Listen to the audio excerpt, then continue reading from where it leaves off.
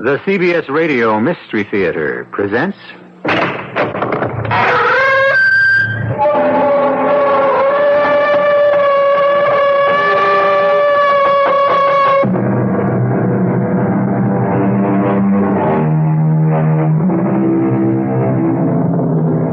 Come in. Welcome. I'm E.G. Marshall. Our tale is all about dying. Not about death, but about the actual moment of dying and how it should be approached and dealt with. I think a lot about the moment of dying. My own, of course. I picture myself in a beautiful and rather picturesque bed. Something I don't own at the moment, but I have time. I'll get around to it. My lovely wife, who will survive me, holding my feeble hand. My children at the foot of the beautiful bed, looking at me tenderly, and me looking fondly at them and saying softly, good heavens, what will I say? I've been so busy setting the scene, I haven't got around to thinking of anything to say. Aren't you coming? I can't. Why not? It's easy. I can't. Not right now. But you'll love it here. Later, maybe. Maybe later. But when? As soon as I'm finished here, I guess. But you are finished, my friend.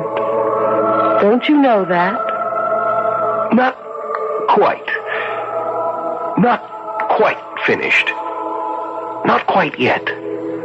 Oh, but you are finished.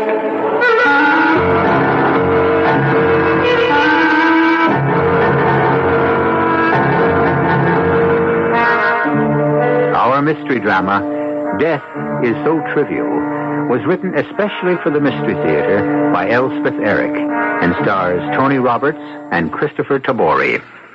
I'll be back shortly with Act One.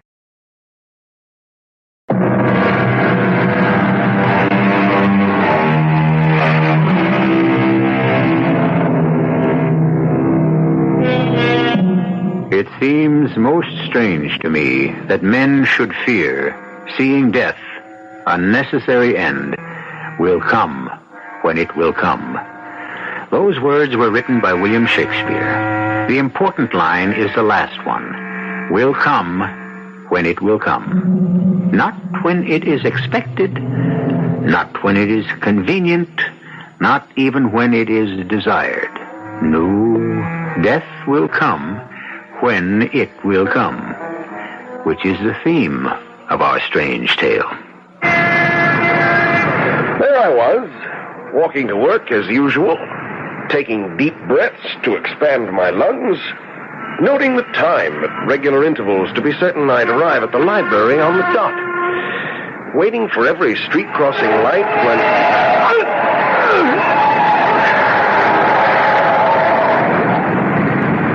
I was dead. I suppose that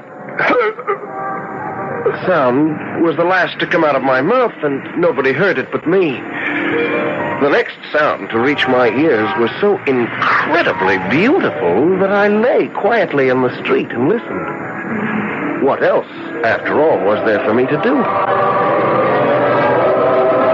There were voices, a marvelous blend of voices coming from far, far away. And I knew, I don't know how I knew, but I knew that these were the voices of those who had died before me. And they were summoning me to join them in a place of eternal joy. I was about to do so. Indeed, I was anxious to do so, when suddenly, it had never happened to me before in all my 24 years, suddenly I became absolutely furious. Officer! Police! Somebody! Why isn't there ever a policeman around when you need him? I heard some young female screaming for a policeman, but I didn't care much. I, James Blake, was enjoying a sensation I had not felt since when? I can't remember when, It must have been many, many years before. Yet I had once felt it because it swept over me. I felt such a surge of health and strength and power that it was impossible for me to think of myself as dead. Which is what I most certainly was. Dead and furious that I was dead.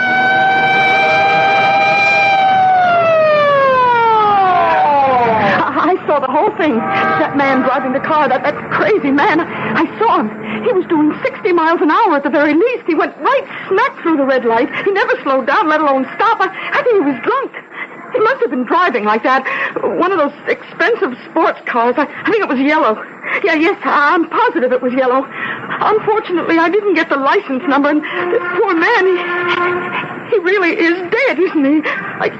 Are you going to take him to the morgue? I listened with a sort of detached interest.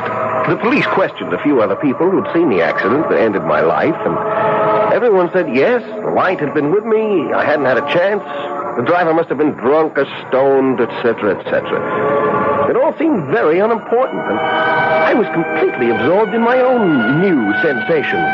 Deep, implacable anger. What's the ambulance for? Oh, you're going to take him to the city hospital?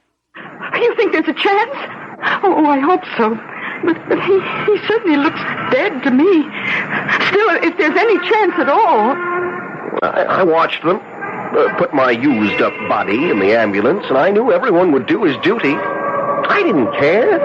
I knew I was dead, and I was furious. Oh, I certainly hope there's a chance for him. I do hope so. There I was, all alone, somewhere between heaven and earth, without even my body to hold me in place. Then, as the choir dimmed, one small voice, one sweet, small voice separated itself from all the others and spoke to me. What's the matter, James? What? Who? Are you speaking to me? Of course. Aren't you going to join us? I can't. But you'll love it here. Maybe later. Later, maybe. When, James? Soon as I'm finished here, I guess. But you are finished. You know that. But not quite. Not quite finished. Not quite yet. Well, of course, if you want to stay in limbo forever... Is that where I am? In limbo? Well, you're not with the dead, and you're not with the living. What would you call it? Am I a ghost? Of course not. You have to be properly dead before you can be a ghost. I don't know what you are, really. However, if that's the way you want it... Don't go away! Oh, please, don't go away! What do you want me to do? I don't want to live in limbo. Couldn't you sort of stick around a while? What for? I need someone to talk to right now. You're a funny one, you are. What's so funny about me? Most people in your situation, which I might remind you is scarcely unique, can't wait to join us. You keep hanging back for some reason I can't fathom. I want to join you, especially now that you and I have met. Well, sort of met. Why don't we really meet? Why not, James? You seem to know my name, but I don't know yours. We don't bother much with names here. When I was alive, they called me Cynthia. What a beautiful name. Cynthia. I do want to join you. Then why don't you? Because I'm so angry. I don't want you to see me for the first time all riled up like this. I'm not like this, really. Never have been. Well, If you want to stay in limbo indefinitely... Cynthia, how can I explain it to you so you'll understand? It's the senselessness, the pure, utter idiocy of it. I don't know why, but suddenly I can't stand it. I suppose because it happened to me. I know people have to die, but not so trivially. Not because somebody ran through a red light. Not for that. It's been known to happen. Oh, Cynthia, I never thought it would happen to me. To die in such a stupid, senseless way? How did you think it would happen? I don't know. But all my life I've been so sensible. Sensible above everything else. Never caused trouble, never got mixed up in anything. Never made waves? Yeah, you do understand. Of course I do. And now... Well, I may not have had much of a life as I look back on it. It wasn't much, but it could have changed. And anyway, damn it, it was mine, and no boozed-up bonehead had the right to snatch it away from me. I'm so mad I could spit. Oh, James. Cynthia, you may not believe this, but right this second I feel more alive than I ever did while I was living. I believe you. And there must be other people right here in this town who are going to die for no reason at all, just by accident. Cynthia, I can't leave this earth till I stop all these ridiculous deaths. All of them? All of them. I'm going to dedicate my entire afterlife to it. I shall not have died in vain.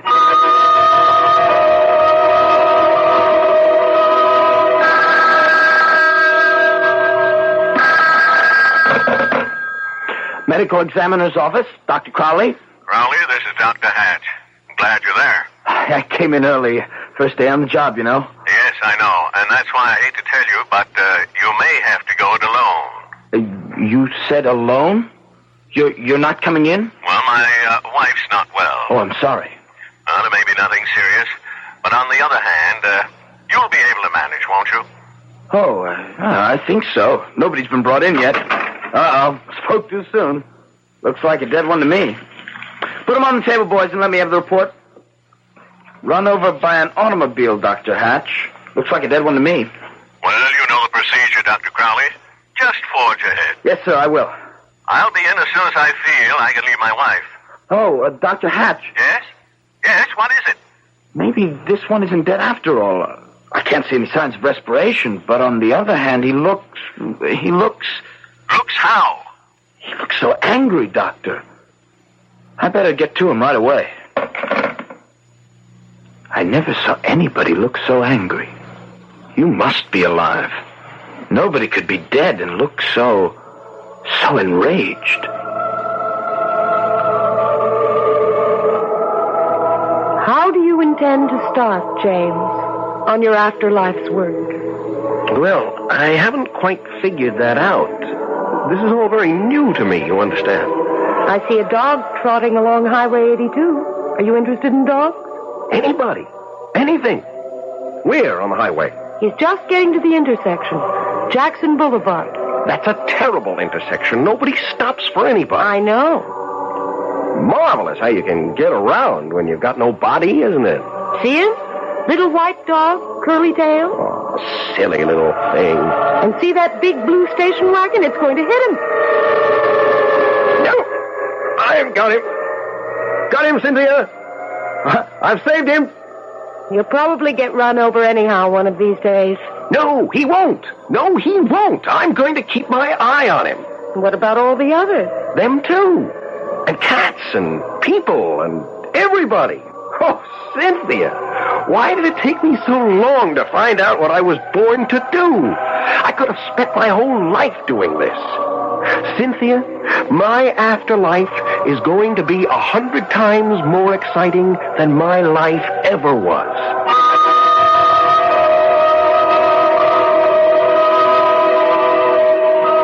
I don't understand you at all, my friend. Your facial muscles should be completely relaxed. Come in. Oh. Oh, I know I'm not supposed to be here. No, you're certainly not supposed to be here. Yes, but I saw the accident, and I was interested. The officer said they'd bring him here. Is that him? Look, you can't come in here. I just want to know if there's any hope. May I, please? There's no hope. Yes. That's him. He's dead.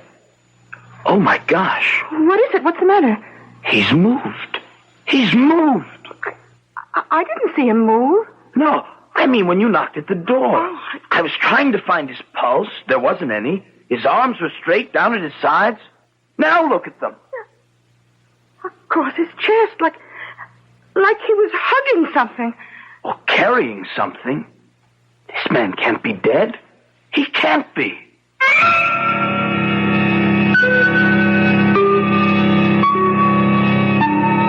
I had always thought that at the moment of dying, the soul separated itself from the body and went its own way, while the body stayed behind to be finally disposed of with some degree of circumspection at greater or lesser expense. But what if a particular soul is too stubborn to leave the body it has inhabited for so long? Too stubborn and too angry. I'll be back shortly with Act 2.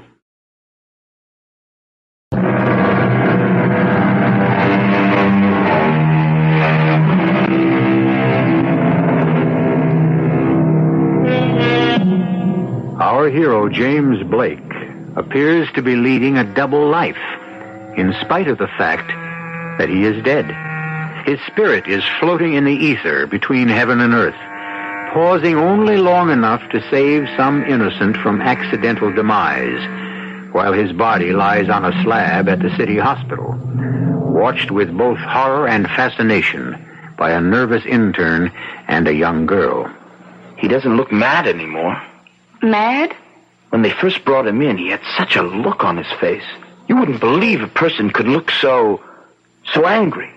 As though somebody had played a dirty trick on him and he wanted to get even. Well, a man who's just been run over. A dead man? You're positive he's dead? His heart isn't beating. He isn't breathing. Well, couldn't he be in a whatchamacallit? Coma. Yeah. Maybe. Or in a shock.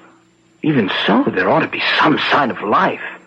Even if it's very faint. Well, there's got to be some reason why he's got his arms across his chest like that. And his hands. I mean, his fingers are bent like he was, I don't know. Like he was sort of cradling something, like he was carrying a baby. Excuse me. Oh, sure. Medical examiner, Dr. Crowley. Dr. Hatch here, Crowley. How's everything? Well, all right. I guess only... Dr. Hatch, the man that was brought in just a little while ago, James Blake, hit-and-run victim? What about him? There's no vital signs, Dr. Hatch. None that I can find, anyway. But there's something... I can't figure it out. He was stretched out on the table, and I was looking for a pulse beat. Both his hands were at his sides, and... Well, I just left for a few seconds. There was someone at the door. And when I got back to him, his arms had moved up to his chest. His elbows were bent. Reflex action, Crowley. Pure reflex. It happens. If you say so, Doctor. Look, I'll try to get in. My wife's still running a fever, but I'll do my best. If you would, sir. But you can manage, can't you? I'll try, Dr. Hatch. Do I. So long. So long, Dr. Hatch. He says reflex action. I guess that's why he doesn't look angry anymore, too. Reflex action? In his face? Well, there are muscles in the face, plenty of them, plenty, believe me. Oh, well, Dr. Crowley, I know you're upset. I'll be all right. I'll manage. Look, while you were on the phone, something happened. What? What happened now? His arms moved. Again? Let me see.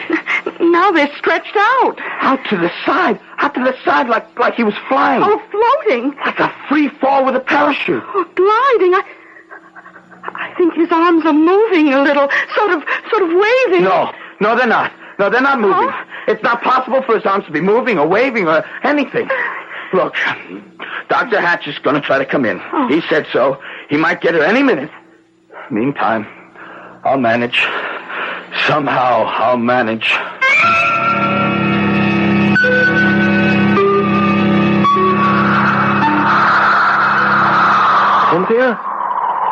Cynthia? Where are you? Oh, I'm having such a good time. I'm getting around so fast. It's marvelous. Oh, the things I have seen. The things I have done. Cynthia? Where are you? I've got so much to tell you. I'm here, James.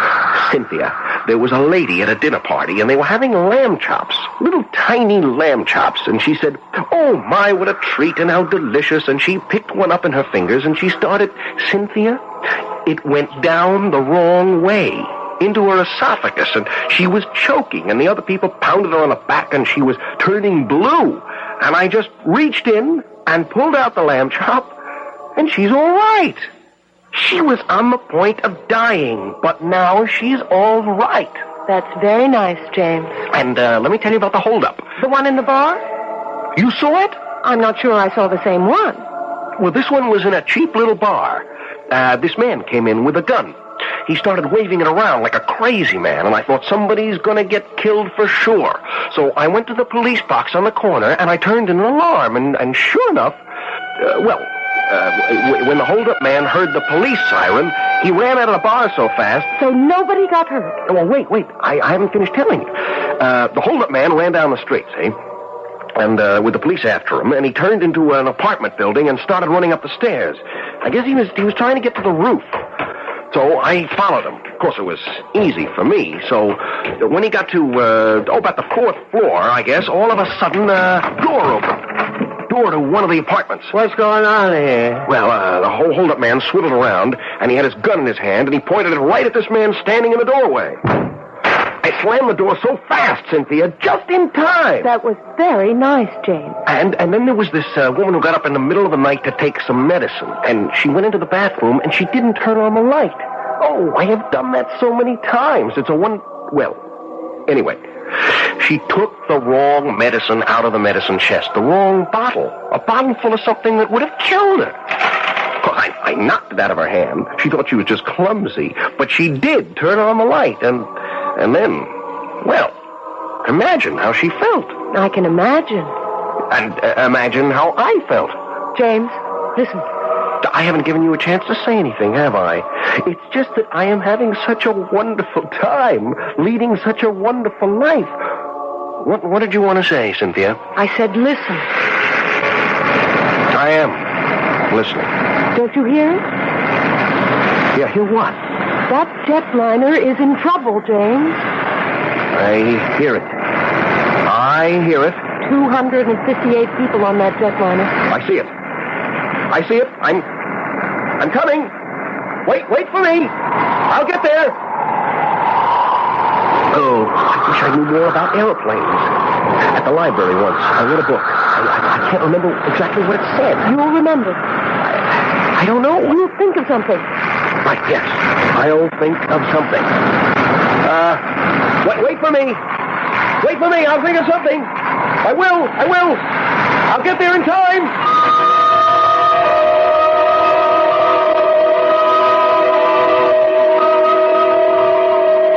Dr. Crowley, his fingers have been behaving very peculiarly. I know. First he crooked one finger, and then he started... I know all about it. I was standing there, too, you know. I saw it all. Are those all reflex actions? They've got to be. Haven't they? Well, I guess they do. I mean, what else? Look now. Look at his fingers.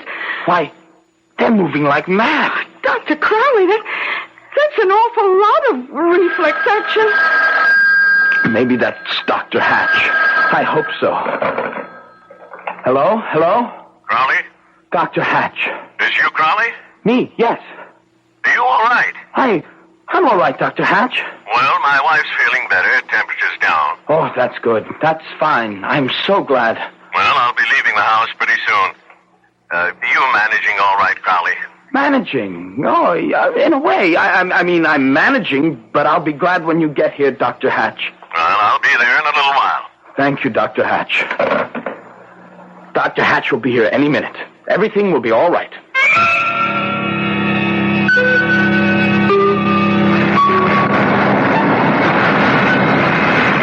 I hope this is right, what I'm doing. It's bound to be, James. I hope... What's this little gadget?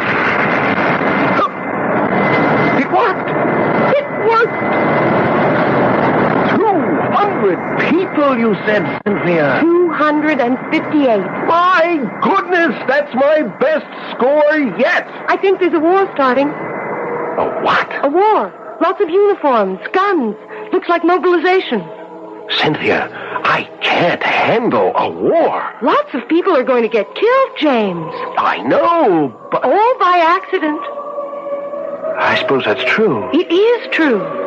But to save everybody from getting killed in a war... Cynthia, I'm only one spirit. I'm all by myself in this thing. Oh, well, maybe there won't be a war. I just couldn't handle it by myself. Maybe it won't happen. If I just had some help. Well, if you did, maybe you could save all the people who are starving. Starving, you said? You mean starving? Starving to death? Millions of them. But I can't. Why are they starving? Well, maybe it's the weather. Maybe it's, too much food in one place, not enough in another. I don't know, James. I can't change the weather. I can't take food from one place and put it in another place. Cynthia, I'm all alone. Then come join us, James. I can't. Not just yet, Cynthia. I can't. Not yet.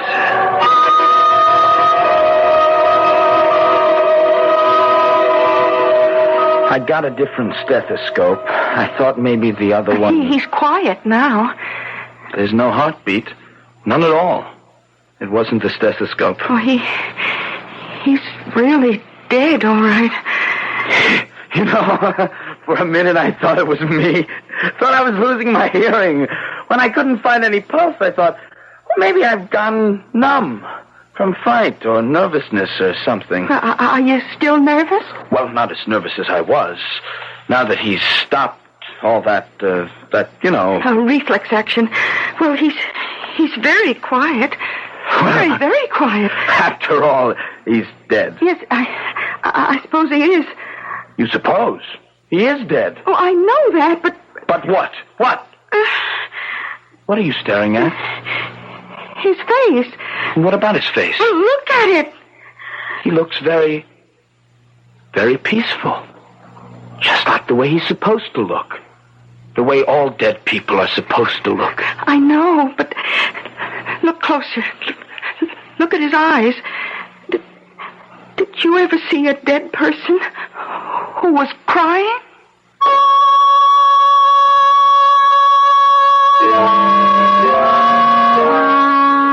I've never seen a corpse who cried. Still, why shouldn't the realization that all things are swallowed up in death be a cause for tears? But how many corpses cry, if cry they do, for their own death? And how many cry for the deaths of others? Cry that they cannot save them all from being swallowed up. I'll be back shortly with Act 3.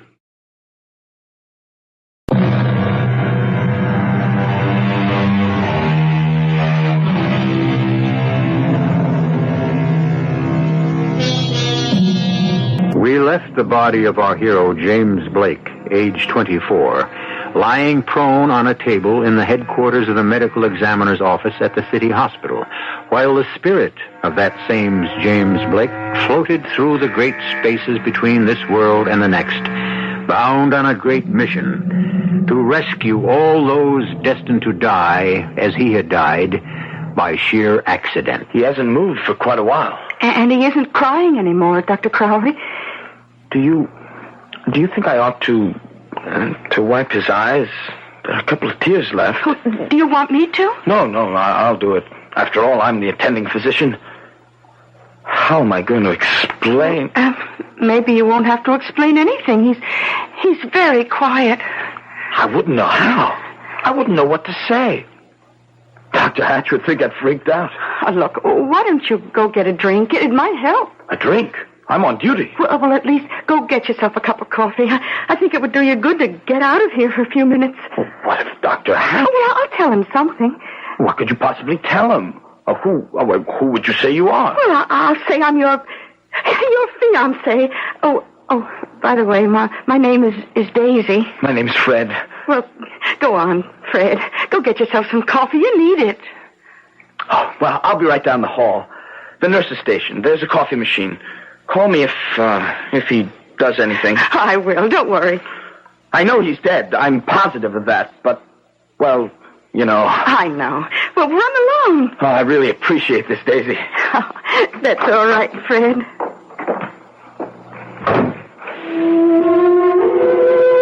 Why were you crying, Mr. James Blake? What made you so unhappy? First you looked angry, and then you looked almost pleased. And then you cried. Why, James Blake? You see, I feel a very special interest in you because I saw you get killed. I saw them come and take you away. I followed you here. I was the one who called the police, and they called the ambulance. I never saw you when you were alive, but I've seen you almost constantly since the moment you died. Oh, please, tell me why you were angry. Tell me why you were pleased. Tell me why you cried.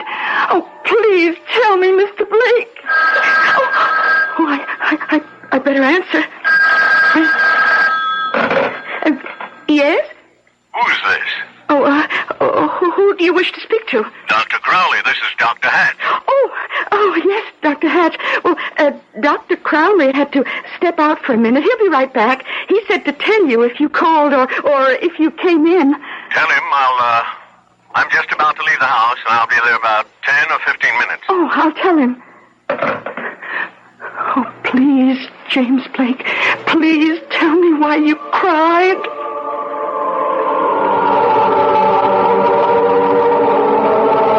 James? Where are you? James, it's Cynthia. I'm here, Cynthia. Are you ready to join us? No, I don't think so. Not yet. You'll like it here. I still like it here. Sort of. Did I tell you about the stick-up at the bank? No, you didn't. We haven't talked in a long time. Well, this man came into the bank, had a gun in his hand. I kept my eye on him. On the gun, mostly. Because it wouldn't be any of my business if he just took some money, as long as he didn't take somebody's life. Of course. Well, it was just like every stick-up you've ever read about or seen in the movies. The man said, this is a stick-up. And everybody got frightened and simply froze, and the man went to one of the teller's windows, handed the teller a note. They all do it the same way. Then what happened? Well, as I said, everybody got frightened and froze. Everybody did except one old lady. This old lady wasn't frightened, and she didn't freeze. She walked straight toward the man with the gun. She said in this loud sort of a voice, Just what do you think you're doing? You've got no right to take other people's money, don't you know that? I'm ashamed of you. Ashamed of you.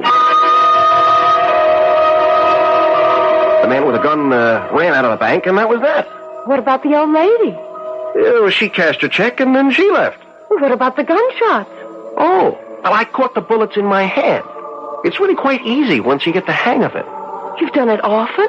Oh, sure. Crazy people are always shooting up places or defending themselves against people who never meant them any harm or just showing off. James, you sound so sort of tired. Well, it's just that there's so much to be done, and there's just me to do it. It seems so endless. It just goes on and on. Yes, I am tired, Cynthia. Then why don't you stop? Come be with us. I can't. Not just yet. I think of the poor, innocent people and all the animals. Oh, I hope I don't start to cry again. I will soon join you, Cynthia. Only not just yet.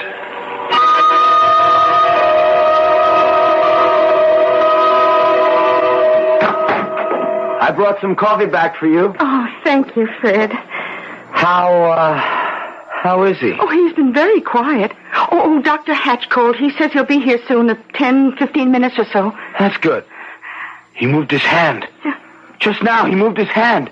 He's doing it again. Yes, he looks as though he's catching flies. I thought you said he was quiet. Well, he was. Oh, there he goes again, sort of snatching at things. 3 times. Don't tell me that's reflex action.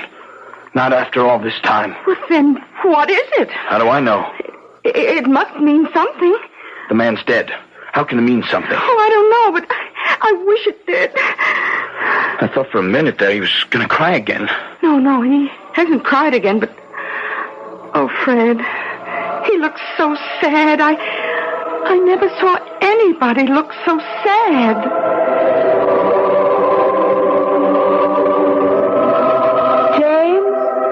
James, where are you?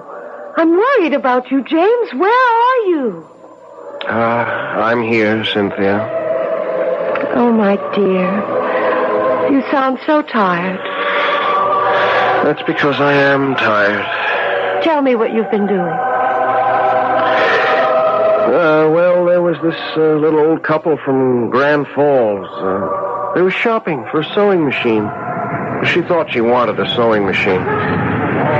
Oh, look at that one, Herbert. Where? Which one? In the corner of that window. How much?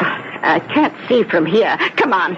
Darling, don't push me. But you're pulling me. I am not pulling. Oh, What happened? oh, look there. Oh, it's a window box. It must have fallen from that window ledge. From way up there. Oh.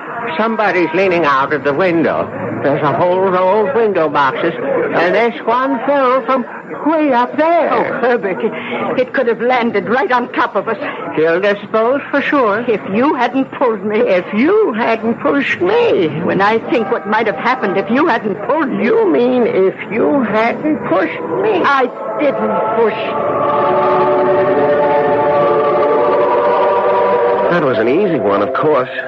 They're all easy, as a matter of fact, only there's so many of them. I know. Cynthia, I'll never get around to the wars and the famines. I know. It's too much. It's just too much.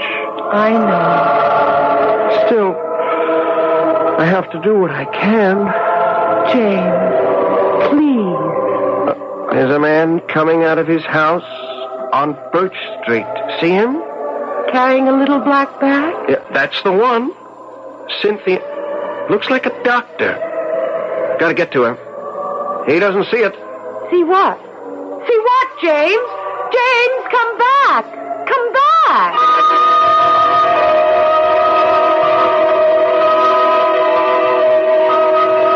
I've checked everything for the umpteenth time.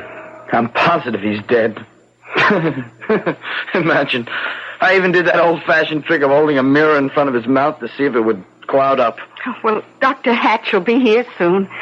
Daisy, we're not going to tell him anything, are we? Well, like what? Like all those movements, like the crying. Maybe we just imagined all that. Well, you know we didn't imagine it. Not any of it. I know.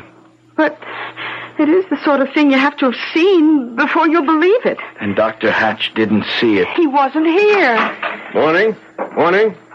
Sorry to be late, Crawley. That's all right, Dr. Hatch. Doctor, this is Daisy. Oh, Fred said I could stay here.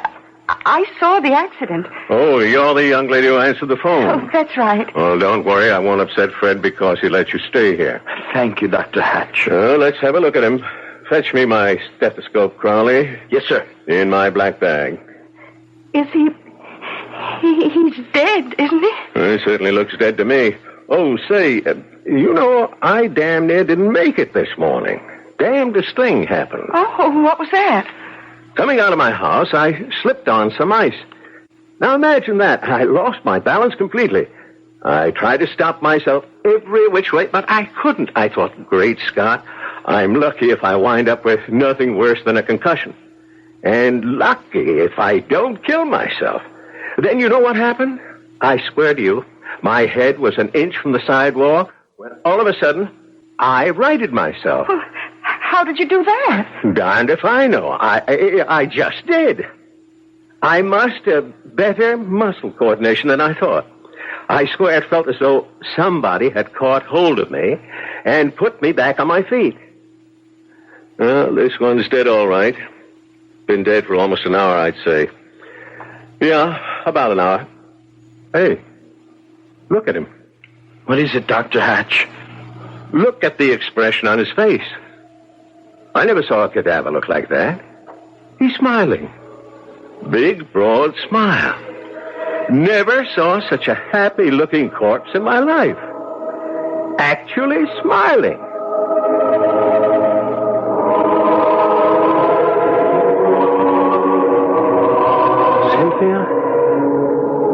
Cynthia? Right here, James. It's wonderful to see you, Cynthia. After all this time. It's wonderful to see you, James. Is this where we're going to live? This is where we all live. It's beautiful. I knew you'd like it. I do like it. Cynthia, I tried. I really did try. I know you did, James. I helped a few people. Yes, you did. But I couldn't do it all alone. Nobody can. Cynthia, imagine a war where no one got killed. Yes. Imagine a world where nobody starved to death. You're smiling. Come along. They're all waiting for you.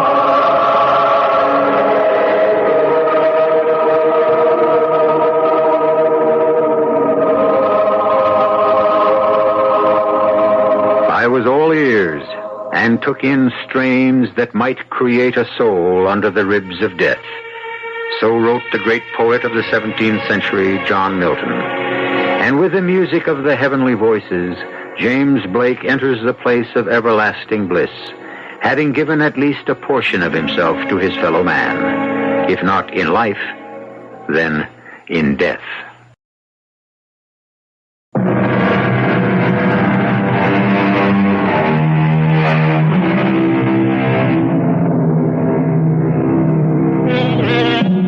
Who knows what happens to us when life has left us?